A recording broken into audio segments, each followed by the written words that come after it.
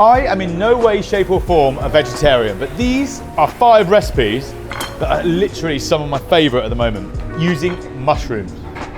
No meat in sight. We're starting off with the most incredible mushroom shawarma. We're going to start off with 2 different types of mushrooms for this one. So we're using oyster mushrooms and we're using portobello mushrooms here. Now, the secret with mushroom cooking is about knowing how to cook each type of mushroom. Mushrooms hold a vast amount of water, and most people, when they cook mushrooms, they end up boiling them. So it's all about removing the water content and roasting the mushrooms or replacing it with other flavors. So for this one, we're going to make a shawarma spice mix. Paprika, cumin, cinnamon, cayenne pepper, onion powder, oregano, garlic powder, and finally, black pepper. But I'm going to put the mushrooms into the bowl and season them in the bowl so I get the seasoning nicely dispersed.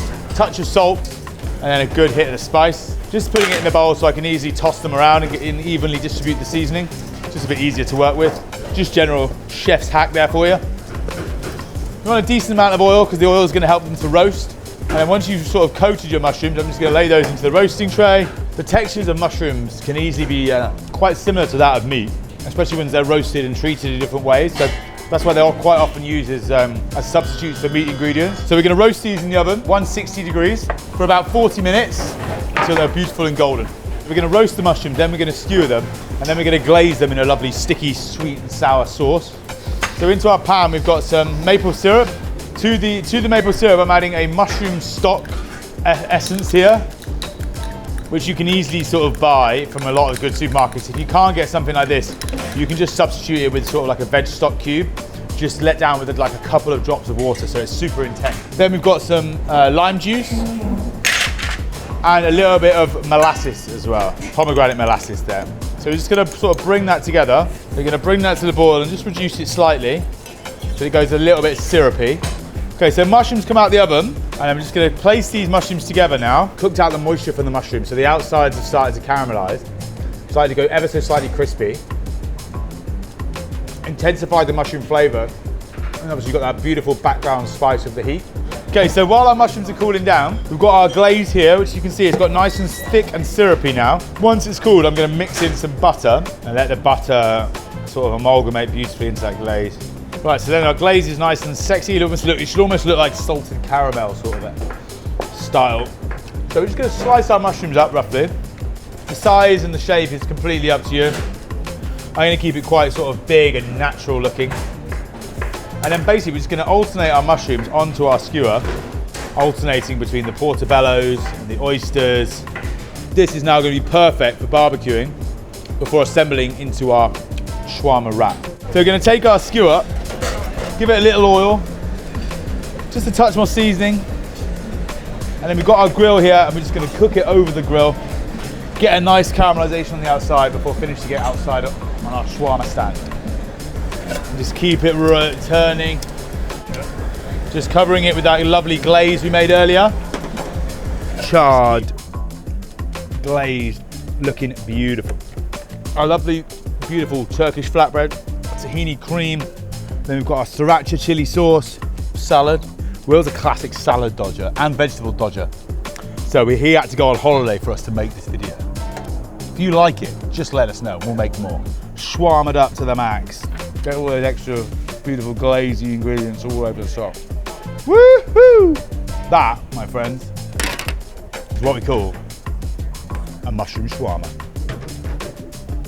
Look at that. You beauty.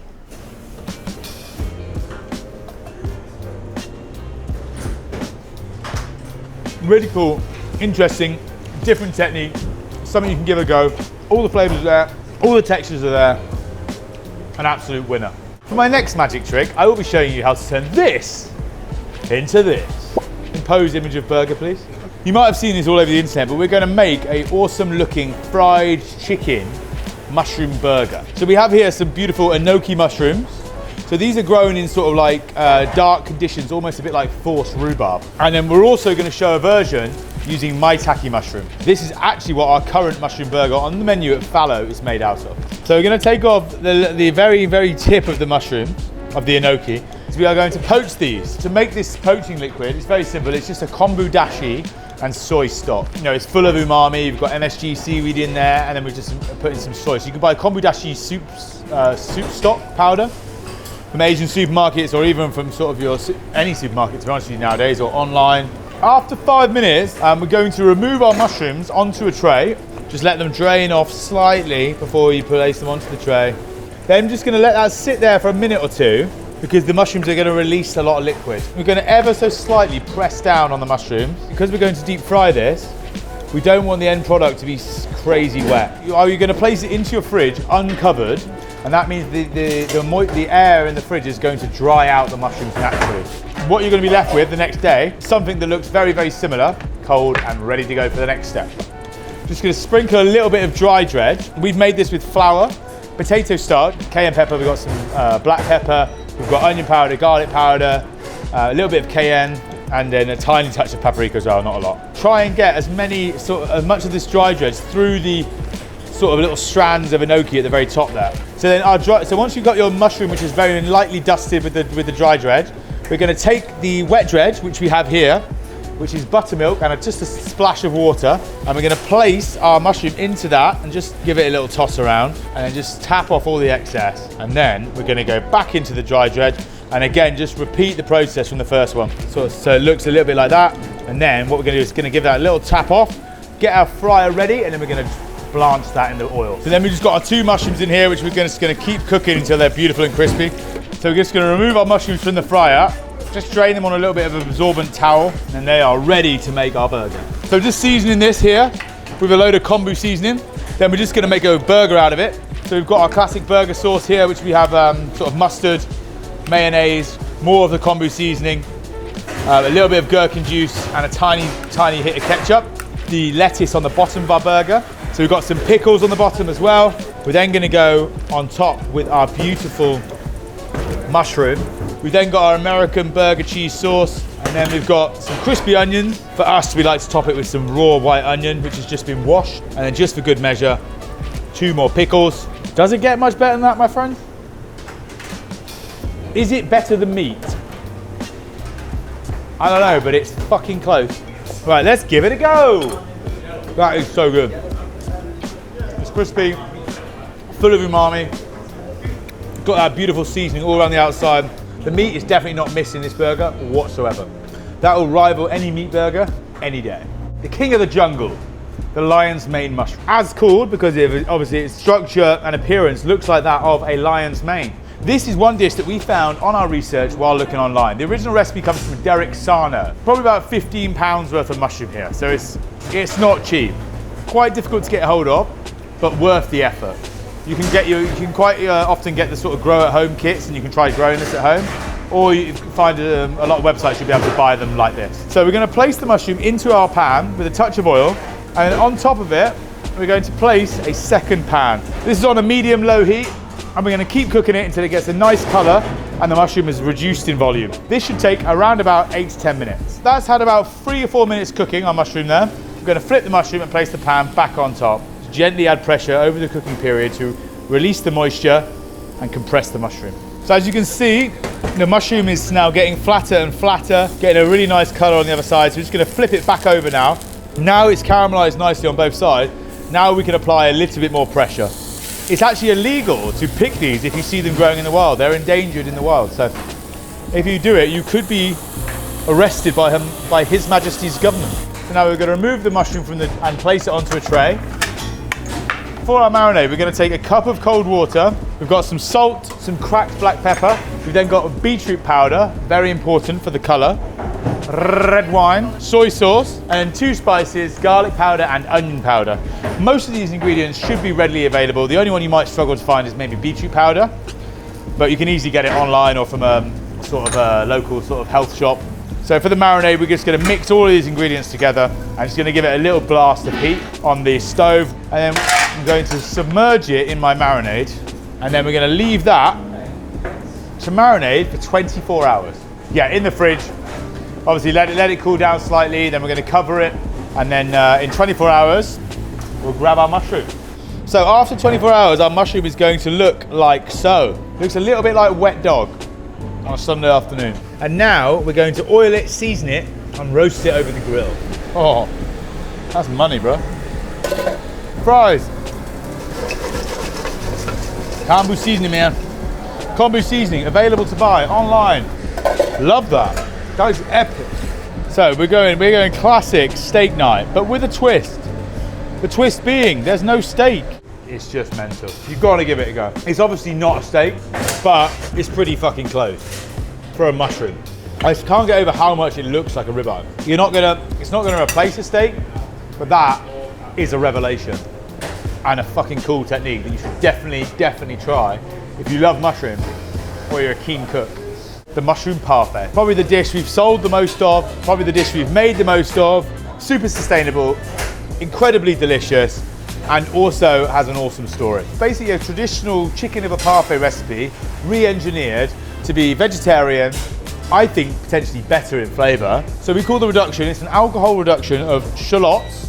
So we've got some chopped shallots, they're gonna go into our pan, some Madeira, brandy, and some red port. And then we are going to slowly simmer this, probably gonna take about an hour, until we're left with a jammy onion consistency, and we're gonna leave all the onions in there. What you should be left with when the reduction is finished is this jam-like consistency. You can actually sort of use this sort of recipe to go on cheese boards at Christmas time, to put in sandwiches, basically a chutney. And that's gonna add the sweetness to our parfait. So the mushroom puree is going to replace the meat element that would normally go into a parfait. So we're using shiitake. The main element of this dish is the second-class mushroom. So these mushrooms are mushrooms that we bought that are basically discarded from other restaurants. So they're slightly battered, a little bit bruised, a little bit discolored. Perfect for making purees. It utilizes an underused ingredient and exactly what fallow champions. So we're gonna roast our mushrooms in the butter. What we're trying to achieve here is a really intense roasted caramelized mushroom. Now when you think you've taken it far enough, you want to take it even further. Once the mushrooms start to release some of their moisture and the mushrooms start browning, then we're going to turn it down and let it slowly caramelize for a long time. They're starting to caramelize on the outside, but even though it looks like they're done, if you look at the actual mushroom, you can see that the outsides are starting to caramelize, but the flesh of the mushroom is still quite pale. We want this to be as sort of almost dehydrated and roasted and dark golden brown as possible. Really dark golden brown, almost dehydrated and withered in appearance. When it gets to this stage, we're going to go in with our mirin, which is a Japanese rice wine, which is sort of sweeter than sake, thick and syrupy. We go in with some soy, and soy is obviously going to help to season it and add that intensity umami flavour. And then we're just going to reduce those both down to a nice glaze. This is what we're looking for. Soy and mirin glazed mushrooms, thick, sticky.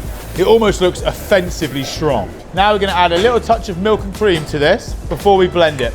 I'm going to place that into my jug, 4 minutes on high speed. Parfait reduction into the puree. We're going to add our eggs.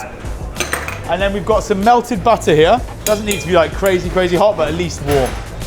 We're going to add a touch of salt to our puree. And then we can start to blend it on a low speed, just to get everything working together. And then what we're going to do is then pour in our warm butter into the jug and blend it on a high for 3 minutes. We're aiming for the temperature to be around 50 degrees.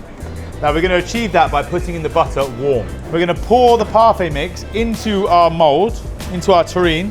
We're going to cover that with tin foil and then into our bain-marie. So we have a container here with boiling water inside or just off boiling. So you're looking for the water to be at the same level as the parfait on the container. We're going to place that into our oven, set to 120 degrees, and this should take about 20 to 25 minutes to cook. So this has been in the oven for about 25 minutes, and to know when it's ready, you should be able to give it a slight wobble, and the sides should all be set, and there should be an ever so slight wobble in the center of the parfait. Chill it down at room temperature for a couple of hours before moving it into the fridge to completely chill overnight. Now to serve our parfait, we like to use an ice cream scoop, and then we're going to garnish our parfait with some pickled shallots, some marinated shiitake mushrooms, picked lion's mane mushrooms. Now the reason for these garnishes is we wanted 3 different layers of mushroom flavour. And one of Fallow's most signature and well-known dishes, the mushroom parfait. We served it to Pierre Kaufman, who's had it numerous times. The legendary 3 Michelin star chef. Trained Gordon Ramsay, trademark Marco Pierre White. The first time we gave him this dish, he took me to the side of the kitchen and he said to me, chef, he said, how much, go on, tell me, how much foie gras is in this recipe? I said, none, chef, it's completely vegetarian. He said, you're full of shit. Our fifth and final dish is our simplest, but is it the most tasty? We'll soon find out. We're going to mix corn flour with some salt and some 5 spice. Give it a mix, and that is our dry dredge. To this, we're going to shred up some oyster mushroom. So again, super easy to get hold of. And we're just going to basically hold them up and then rip them into shreds. And these oyster mushrooms, we're basically going to be frying them crispy, and they're going to hopefully replicate a similar texture to that of crispy duck. And add it into our corn flour mix and just toast that all around. So I'm just going to place my oyster mushrooms into the fryer and cook them until they're lovely and crispy. So we've got our lovely crispy mushrooms here out of the fryer. Kombu seasoning, delicious on everything. We're going to add some lovely chopped spring onions to our mix. Take our pancakes, just give them a tiny little blowtorch. Okay, so we're going to cover this with our homemade hoisin sauce. Mayonnaise made with kombu seaweed and a tiny bit of mushroom extract. We're going to add a little bit of the honey, sour honey, and a touch more of the hoisin, homemade hoisin ketchup. We've got a little bit of shredded endive here, covered with our crispy oyster mushroom. And then finally, just picking it off with a few pickled red chilies. So the most simple verge dish of the day. Easy to replicate at home, great for dinner parties. Wrap it up. That one, actually, the crispiness of the oyster mushrooms, it's almost like having one of the duck spring roll, duck pancakes, but when it's like just the duck skin. Actually delicious. You genuinely would not miss the meat in this dish. That has been my five of my favorite mushroom recipes of all time that will rival any meat dish, guaranteed. Try them at home. Give us a shout how you get on with them. If you want to know why vegetables taste better in restaurants, click here. And if you want to see me butchering a whole cow, click here.